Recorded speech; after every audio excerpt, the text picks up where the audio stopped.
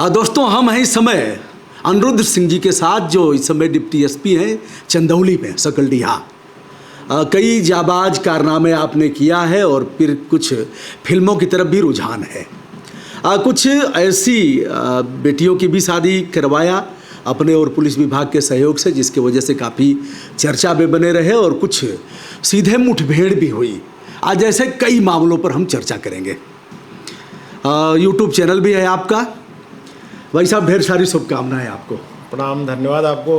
पहले तो आपको मैं खुद शुभकामनाएं दूंगा कि आप एक जैसे कहते हैं ना कि सेल्फ मेड इंसान है। एक इंसान स्वयं द्वारा 14 लाख सब्सक्राइबर बनाना बहुत बड़ी चीज़ है, ठीक है। तो पहले आपको भी बहुत शुभकामनाएं कि आप इस मुकाम तक अपने चैनल को ले गए हैं। मैं तो बस बच्चों को थोड़ा मोड़ा पढ़ाता रहता हूँ, कुछ नॉलेज की चीज़ मिलती है वो बताता रहता हूँ। जो पूछते हैं हमसे, वो नौकरी से संबंधित, भर्ती से संबंधित या कुछ पढ़ाई का, तो अपना जो पढ़ा हुआ है वही बताता रहता हूँ, और ऐसा कुछ नहीं है। अब ऐसा आ गई है पढ़ाई की बात, तो आप कैसे अपडेट कर पाते हैं? जैसे पुलिस की नौकरी जो है, यह इसकी कोई सीमा नहीं है, ठीक है। मैं बहुत लड़ाई लड़ा हूँ इस विभाग का, और कई बार असीमित ड्यूटी, ELCL न मिलना, और एक तरह से देखा जाए तो आवश्यक सेवा का विभाग इसे कहा जाता है। तो ऐसे में कैसे आप तैयारी कर पाते हैं और विभिन्न क्षेत्रों में अपडेट रहना? और उनको देखिए, मेरा मानना है एक जीवन मिला है तो सो के नहीं गुजारना है, मेहनत करके गुजारना है, और सेवा भाव रहना चाहिए। दूसरे के सेवा के लिए ही बने हैं। अपने लिए तो सब जी लेते हैं, कौन सा है, पक्षी भी अपने लिए जी लेते हैं, पशु भी अपने लिए जी लेते हैं। आप तो इंसान हैं, सोच समझ है आपके पास, आप दूसरों के लिए कितना जीते हैं ये इसके ऊपर डिपेंड करता है। मैं यकीन मानो, मैं आज भी अपनी बुक्स रखा हूँ, पढ़ता हूँ। बच्चों को कोई पढ़ाता हूँ तो उसके पहले अपना भी रिवीजन कर लेता हूँ, क्योंकि भाई शिक्षा आप जब तक रिवीजन नहीं करोगे तो भूल जाता है आदमी। तो और पुराना जब ईमानदारी से पढ़ते हो तो वो भी आपको बहुत याद रहता है। कि अगर बच्चा आपसे कोई ऑनलाइन, मैं लाइव ही करता हूँ, मैं कोई वीडियो डाल के नहीं करता हूँ, वो लाइव पूछते हैं, लाइव ही उन्हें बताता हूँ। और जिसमें 1-8% नहीं भी आता तो मना भी कर देता हूँ, क्योंकि हम कोई औलिया नहीं हमें सब आता हो। लेकिन उनको लाइव संतुष्ट करना और सही जवाब देना, ये आपकी काबिलियत पे ही संभव है, आप ऐसे नहीं बता सकते। भाई साहब, पसंदीदा विषय क्या है आपका? पसंदीदा विषय मेरा था फोटोग्राफी और पेंटिंग। और पढ़ाई में क्या है? पढ़ाई में हिस्ट्री मुझे बहुत पसंद है। अच्छा जी। आप जिस क्षेत्र में हैं भाई साहब, यह नक्सली एरिया है, और लगातार कुछ न कुछ घटनाएं होती रहती हैं। तो यहाँ का कोई अनुभव बताएं, नक्सली क्षेत्रों का, उनके गाँव का, अभी किस प्रकार उनका विकास होना है, राष्ट्र की मूल धारा में उनको जोड़ना कैसे है? बहुत इम्पोर्टेंट आपने सवाल कहा, क्योंकि जब अभी मैं पहले इसको बदायूं से जोड़ूंगा। कुमार प्रसाद साहब थे, मैंने कहा सर एक मैं प्रोग्राम यहाँ शुरू कर रहा हूँ महिलाओं को दारू छुड़ाने का और डकैतों की डकैती का। फिर मैंने उन्हें अपना अनुभव बताया कि मैंने कैसे नक्सल पे इसमें चेंज किया, उसको कोरिलेट करके। तो उन्होंने कहा बहुत अच्छा है, आप इसको स्टार्ट करो। तो मैं बहुत बड़ी सफलता वहाँ पाया, यहाँ भी पाया था। तो मैं आपने नक्सल ने कहा तो पहले मैं बताता हूँ, एक छोटा सा उदाहरण बताता हूँ। अगर सिर्फ बम गोली से क्रांति मिलती, देश आज़ाद होता, तो 1857 में आज़ाद हो जाना चाहिए था, गांधी की ज़रूरत ही नहीं पड़ती। तो गांधी जी की भी बहुत ज़्यादा ज़रूरत है। विचारों से क्रांति, विचारों से बहुत लोगों में परिवर्तन करना बहुत बड़ी बात है। जैसे मैंने वहाँ किया, डकैतों को कैसे समझा दिया, औरतों को कैसे दारू बनाना बंद कर दिया, उसका भी मैं एग्जाम्पल दूंगा, आप हंसेंगे। तो मैंने यहाँ पे भी शुरू किया था। हुआ क्या, जब मैं बनारस से ट्रांसफ़र आया तो नक्सल एरिया था, तो नक्सल पे हमने काम स्टार्ट किया। हम छत्तीसगढ़, झारखंड, पता नहीं कहाँ कहाँ घूमे, कॉल टेल इकट्ठा की मैंने, बहुत सारे नक्शाए नाम लाया, नक्सलाइट के बारे में लाया, बहुत सारी चीज़ें। उसी समय एक नक्सलाइट का बाप चुनाव लड़ रहा था, तो उसे पैसा देने के लिए बड़े पैमाने पर नक्सलाइट सपोर्ट कर रहे थे। तो एक बड़ी मुठभेड़ हुई, जिसमें मैं आउट ऑफ टर्न प्रमोशन पाया। एक बड़ा नक्सली मारा गया, ऑल इंडिया लेवल का। उस समय यूपी का सबसे बड़ा रिवॉर्डेड क्रिमिनल था वो, उस ज़माने का। तो उसके बाद में आगे और बढ़ा। तो मैंने आपको बताऊँ, एक फाउंडर। भाई साहब थोड़ा सा रोकूंगा जी। मुठभेड़ जब बात आ गई, मुठभेड़ माने अकस्मात मुलाकात। देखिए, उसका कॉन्सेप्ट ये होता है कि आप किसी को अरेस्ट करने गए, और मतलब आधा लोग अधूरा कॉन्सेप्ट समझते हैं। पूरा कॉन्सेप्ट ये है कि अपराधी काउंटर करता है, तब बदले में हम जो कहते हैं वो सेल्फ डिफेंस में गोली चलाना, उसको इनकाउंटर कहते हैं। और पब्लिक इनकाउंटर को एक तरीके से काउंटर मान के चलती है कि पुलिस ने गोली पहले चला दी। ऐसा नहीं होता है। नहीं, यही नहीं मानती है। यह मानती है कि उसको बुलवाया, किसी तरह से पकड़ा, और पकड़ के रात को अंधेरे में उसका हाथ वाथ बांधा और कहा बेटा भागो, ऐसे। और फिर वो भगा, और फिर मार करके उसको चित कर दिया, ऊपर भेज दिया। ये सब चीज़ें पे मैं अपना अनुभव, मेरा कुछ नहीं है कि मैं इस पर बता सकूं। हमने तो जितने भी पकड़े, जो बदमाश पकड़ में आए उनको पकड़ा, जो गोली चलाए, और तो जो रिटर्न में गोली जिसको लगी वही काम किया हमने। कोई ऐसा नहीं किया कि किसी को पकड़ के लाया हूँ, पकड़ के आया तो वो जेल गया। जी, पकड़ के लाएंगे तो सुसंगत धाराओं में अभियोग पंजीकृत करके उसे जेल भेजेंगे, और पकड़ करके नहीं मार सकते, और प्रतिरक्षा में गोली चला करके उसको, वो कानून संगत भी नहीं है जी, और ऐसा नहीं है जी। ऐसा कानून के विरुद्ध है। तो फिर आप लोगों ने उसको ऊपर भेजा? जी, 47 मिली, उसके पास हैंड ग्रेनेड मिला। अच्छा। फिर उसके बाद बहुत सारे वो पकड़े गए, उसमें एक सिपाही को भी गोली लगी थी। और जैसे कहते हैं ना कि देखिए एक आपको अनुभव बताऊं, जो ये मुठभेड़ होती है ना भाई साहब, ये चंद सेकंडों का बहुत कहते हैं ना कि हिम्मत का खेल है। हम ट्रेंड सोल्जर हैं, वो अनट्रेंड हैं, तो हम पहले अपनी कोशिश करते हैं कि उसे कैसे कंट्रोल करें, है ना। पहले वो सारे प्रयास करते हैं, चाहे उसको वार्निंग देना हो, चाहे वो गोली चलाया तो हवाई फायरिंग करना हो, जो जितने टैक्टिक्स होती है वो अपनाते हैं, क्योंकि हम लोग एक ट्रेन सोल्जर हैं, हम ट्रेंड होके आए इस चीज़ के लिए। फिर ये डिपेंड करता है ना कि आपके करेज पे, कि आप किस तरीके से आपने स्ट्रेटजी बनाई है पकड़ने वाले को। ये सारी चीज़ें मिला के एक जो ऑपरेशन होता है ना, वो सिखलाई का हिस्सा है, वो आता है। और उसमें फिर सबसे अंत में ये कहूँगा, हिम्मत एक बहुत ज़रूरी है ना, क्योंकि अगर आप डर गए तो वो हावी हो जाएगा और आपके बहुत लोगों की जान चली जाएगी। अब भाई साहब, किस मुठभेड़ में आपको गोली लगी थी? एक मुख्तार अंसारी का शूटर था, उस समय तत्कालीन, एक नाम नहीं बताऊंगा, चीफ मिनिस्टर साहब थे, उनके रिश्तेदारों की हत्या किया था। उसके बाद 50,000 का रिवॉर्ड था।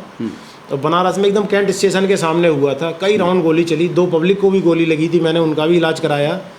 और एक उसमें बिहार के थे, एक बनारस के ही थे, और मुझे भी गोली लगी थी। और जैसे कहते हैं ना कि फिल्म का सीन होता है, जैसे हम लोग सुनते हैं ना कि विलेन ही क्यों मरा, हीरो क्यों नहीं मरा, तो वही है कि किस्मत से मैं बचा और वो 2 राहगीर थे जिनको गोली लगी। मतलब बहुत खतरनाक जगह, एक को यहाँ लगी थी, एक को पेट में लगी थी। पार होने के बाद भी हम तीनों। समय क्या था भाई साहब जब हुआ? वो लगभग रात 12 बजे का समय रहा होगा। रोडवेज बस अड्डे से मुठभेड़ शुरू हुई थी और स्टेशन के पहले गेट तक जाके वो चली। फिर क्या हुआ उसमें? वो बदमाश उसमें मारा गया जी। उसी में आपका आउट ऑफ टर्न? नहीं, मेरा out of turn promotion naxalite वाले में हुआ था। वो उस समय तैनाती कहाँ थी? चंदौली में मेरी थी। चंदौली में जी, मतलब या दूसरी पारी आप? हाँ, मैं तब SOG इंचार्ज था एज ए सब इंस्पेक्टर। भाई साहब, जैसे मरते हैं तो दर्द नहीं होता है? देखिए, ऐसे ही नहीं लगता है कि इनको काश इनको मूल धारा में मैं जोड़ नहीं, जैसे सामने वाला गोली चला रहा है, गोली में हमारा मरेगा कि उसका मरेगा, इसमें हम क्या देखेंगे? इसको में तो उसके परिवार वालों को देखना चाहिए ना कि इसको मूल धारा में जोड़ें। अच्छा। पेपर में रोज़ आप भी जैसी मीडिया से जुड़े हैं, कोई अपराध कर रहा है, उसका नाम छप रहा है, आज इनाम हो गया, उसके ऊपर आज कुर्की हो गई, आज उसने यहाँ हत्या कर दी, वो कर दी, तो ये तो जिम्मेदारी उसकी बनती है, उसके परिवार की बनती है कि उसको समझाए, मुख्य धारा में ले आए। जैसे बहुत सारे आपने जम्मू में देखे होंगे, बहुत सारे परिवार वाले मना के ले आके उनको सरेंडर करा देते हैं। अब ऐसा बहुत से ऐसे परिवार हैं जहाँ मुखिया मारा गया, मुखिया अपराधी था और गंभीर अपराधों में वांछित था, और पुलिस ने उसे ऊपर भेज दिया मुठभेड़ में, परिवार अनाथ हो गया। ऐसे के लिए कुछ पुलिस विभाग की तरफ से है क्या कि उनको बच्चों के लिए और उनके लिए शासन की तरफ से आप लोग कभी कुछ लिखा पढ़ी किए हैं कि? नहीं, उसमें तो ह्यूमन राइट का वो है, उसमें क्लॉज, उसमें उनको पैसे मिलते हैं उनके आश्रित को। अच्छा, शायद 10 लाख के आसपास मिलते हैं। पुराना तो मुझे यही मालूम है, नया नहीं मालूम है। बहुत से बच्चों को मूलधारा में आपने जोड़ा, पढ़ाया लिखाया और ऐसे किया। क्या ऐसे परिवारों को मुठभेड़ में जो मारे गए हों, कभी आपको ध्यान है कि क्या उसी दलदल में वो उतरते गए या फिर मुख्यधारा से जुड़ गए, या फिर कोई ऐसे स्वयंसेवी संगठन कुछ लोग आगे आए? देखिए, हम लोगों की क्या ट्रांसफरेबल जॉब है, कहीं साल भर या उससे ज़्यादा तो रहते नहीं हैं। अब पीछे क्या हुआ मुझे नहीं पता। जैसे नक्सलियों का ही मैंने बहुत सारे सरेंडर कराए नक्सली, है ना, उनको मूल धारा में जोड़ा। मैं बच्चों का खेल कराता था, उन्हें सिपाही भर्ती के लिए तैयार कराता था। 500 बच्चों को मैंने स्पोर्ट्स में तैयार करके यहाँ नौगढ़ से भेजा। 21 लड़कियों की उस समय शादी कराया जब इतना मीडिया भी नहीं था आज के जैसा। ये बात आपको बता रहा हूँ 2007 की मैं, है ना। तो जितनी चीज़ें हो सकती थी वो अधूरी बात रह गई थी, इसलिए कि जो एक फाउंडर मेंबर नक्सली था उसको मैं पकड़ने गया तो उसकी पत्नी को देखा मैंने कि वो पत्थर डाल रही थी, सड़क पे तोड़ रही थी, मतलब पत्थर, सड़क बन रही थी उस पर। 4 बच्चे थे, 2 के शरीर पे कपड़े भी नहीं थे। तो मैंने उससे कहा कि ये गलत उसमें है, गलत रास्ते पे है, तुम उसको ले आओ। वो लोग जमा करना बोलते थे उस भाषा में। हम इसका पूरा इसको लीगल एडवाइज़र भी दिलवाएंगे और इसकी पूरी मदद कराएंगे, शासन से भी कराएंगे कि इनकी चीज़ से मूल धारा से हट जाए। ऐसे बहुत सारे लोग आए, जुड़े, अब कोई क्रिमिनल माइंड नहीं सोच रहे तो हम क्या कर सकते हैं। एक बासमती कोल हुआ करती थी उस समय, ठीक, वो मूल धारा से जुड़ गई, वो दर्जा प्राप्त मंत्री भी बन गई थी। फिर वो दारू के नशे में जब मैं यहाँ आया पता चला कि वो झगड़ा की, उसी में उसका मर्डर हो गया। तो आप अगर छोड़ रहे हो तो पूर्ण रूप से आपको अपराध छोड़ना चाहिए, मानसिक रूप से आपको अपराध निकालना होगा अपने मन से, तभी आप परिवर्तन कर सकते हैं। बाकी हम लोग तो सिर्फ आपकी मदद ही कर सकते हैं ना। मतलब जेल की सलाखों में बंद करके उनके मन का अपराध खत्म नहीं किया जा सकता। ये तो उनको भी स्वयं करना पड़ेगा। हम लोग तो सिर्फ एक साधन हो सकते हैं, उनकी मदद कर सकते हैं। बदायूं वाला मामला भी रह गया। जैसे बदायूं में शराब की भट्टियाँ थीं, दारू पीते थे, अपराध करते थे और गंभीर अपराध में वो लोग वांछित थे। फिर वहाँ आपने एक सुधार का कार्यक्रम चलाया, तो फिर उस धंधे को छोड़ा उन लोगों ने। फिर क्या क्या किया, कैसे उनका जीवन गुजर बसर कैसे हुआ? ऐसा हुआ कि वहाँ एक पत्रकार महोदय ने मुझे कहा कि महिला दारू बेच रही है, एक अंधा दारू बेच रहा है। मुझे बड़ा ताज्जुब हुआ। ऐसा अपने पूर्वांचल में नहीं होता है कि कोई औरत दारू बेच रही हो या कोई अंधा आदमी बेच रहा हो, थोड़ा पश्चिम का डिफरेंट। तो मैंने उसको, औरत को जेल भिजवाया, वाकई में बेच रही थी, पकड़ी गई। फिर वो छूट के आई, चूँकि एक्साइज एक्ट में जल्दी जमानत हो जाती। वो उन्होंने, पत्रकार ने फिर फ़ोन किया मुझे कि वो पुनः दारू बेच रही है। तो मैं गया कि ऐसा क्या है जड़ में कि ये पुनः बेच रही है। तो जो मुझे वहाँ निकल के आया कि वो लोग पूरे ऑल इंडिया में डकैती डालते थे।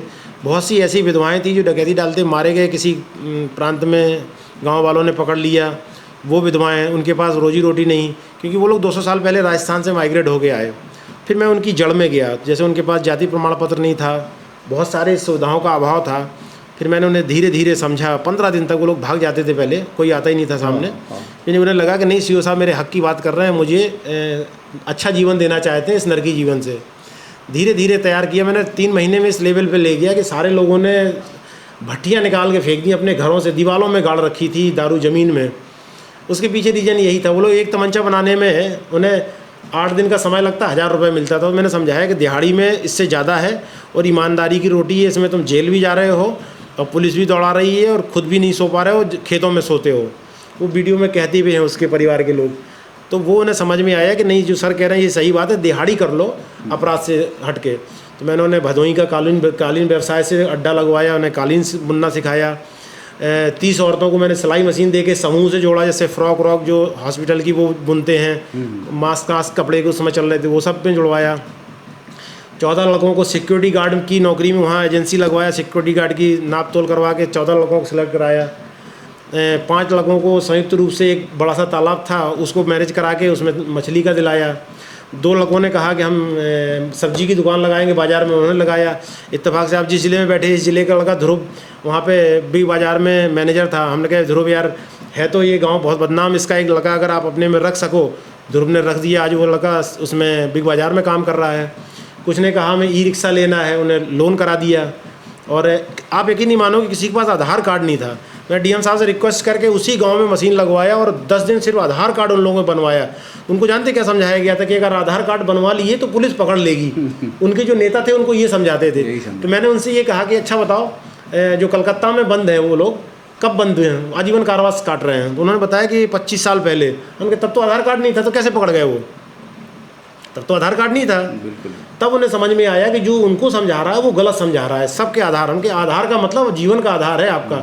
आपको कोई सुविधा नहीं मिल रही, ना विधवा पेंशन मिल रही, ना वृद्धा पेंशन मिल रही, ना उज्ज्वला योजना मिल रही। मनरेगा वाला दूसरा काट रहे हैं, मेहनत तुम कर रहे हो, कार्ड दूसरे का लगा, पैसे दूसरे खाते में जा रहे हैं, जो उन्होंने दे दिया वो तुम रख लिए। तो ऐसे करके उन्हें समझ में आया कि जो सर बता रहे हैं ये सही चीज़ें हैं। उन्होंने छोड़ दिया। वो बहुत अच्छी सिलाई करते हैं वो लोग, राजस्थानी लहंगा। मैं तो आते समय पत्नी से भी उनको उनके लहंगे बिकवाने का भी उनका साइट बनवाया कि इसके लहंगे आप खरीद सकते हैं, लोगों को बहुत खूबसूरत बनाते हैं, इसमें कोई दो राय नहीं है। तो उनके हाथ में हुनर है, लेकिन वही है कि गलत रास्ते में थे। उनको लाने वाला कोई एक चाहिए था। जैसे मैं एक समझ लीजिए कि कारक मात्र था कि वहाँ मेरा पहुँचना, और मुझे जो नक्सल में सुधार का लगा था तो मैंने वही किया। तो यहाँ मैंने नक्सलियों को नक्सल छुड़ा के मुख्य धारा में जोड़ा है। तो ऐसे ही मैंने उनको भी वहाँ से मुख्य धारा में जोड़ा, क्योंकि हमने बहुत सारे वहाँ असला फैक्ट्री 2-2 बरामद किए, जिसमें 40-40 असला मिले। वहाँ आप यकीन नहीं मानोगे, हर घर में बनाते हैं नदी किनारे असला। मतलब इस तरीके के पूर्वांचल का क्राइम वहाँ के क्राइम से एकदम अलग तरीका है। यहाँ ऑर्गेनाइज क्राइम है, वहाँ ऑर्गेनाइज क्राइम नहीं है। हर दूसरा कट्टा बनाता है, हर दूसरा दारू बनाता है, इस तरीके का है। आपके इस सामाजिक कार्य में सहयोग उच्चाधिकारियों का मिला? लोगों को लगा कि अच्छा काम कर रहे हैं? नहीं, हमारे कप्तान साहब ने, डीएम साहब ने बहुत रिस्पॉन्स दिया। कुमार प्रसाद साहब ने, इसमें सचिव हैं सर, उन्होंने बहुत ही काम कराया, जितना मैं कहता था उतना कराते थे। दूसरा होता शायद इरिटेट होने लगता है कि ये सुधार का काम कर रहे हैं तो हम क्यों करें, ऐसा नहीं। सर ने बहुत इंटरेस्ट लिया, कप्तान साहब ने दिया। बाकी हम फिर आपके माध्यम से हम उन दोस्तों का धन्यवाद कहूँगा कि मैं बहुत खुशकिस्मत हूँ कि ऐसे दोस्त मिले। किसी को भाई साहब अगर 100 रुपये का काम बता दो तो वो बताने लगेगा कि यार तुम करो, हम क्यों करें। और कोई 10 लाख खर्चा कर दे मेरे कहने पे, ये बहुत बड़ी बात है। जितने हमारे दोस्त हैं, डॉक्टर राकेश सिंह है मधेसिया है मऊ में, संजय अग्रवाल जौनपुर में, वहाँ बनारस में, वहाँ सॉरी प्रयागराज में है, जयस अग्रवाल है, पार्वती हॉस्पिटल ले आ जाए, इन सब ने भैया आप समझ लीजिए कोई साइकिल दिया, कोई सिलाई मशीन दिया, कोई ट्राई साइकिल दिया, ऐसे करके पूरा उन्होंने हमारे उस परिवर्तन में सहयोग किया। और हमने वो उनको एक तरीके से अपने लेवल पर रोजगार देके वो उनको अपराध की उस दुनिया से निकाला। दोस्तों, आप देख रहे हैं वर्दी का एक सकारात्मक स्वरूप जो इस डिप्टी एसपी ने कर दिखाया। और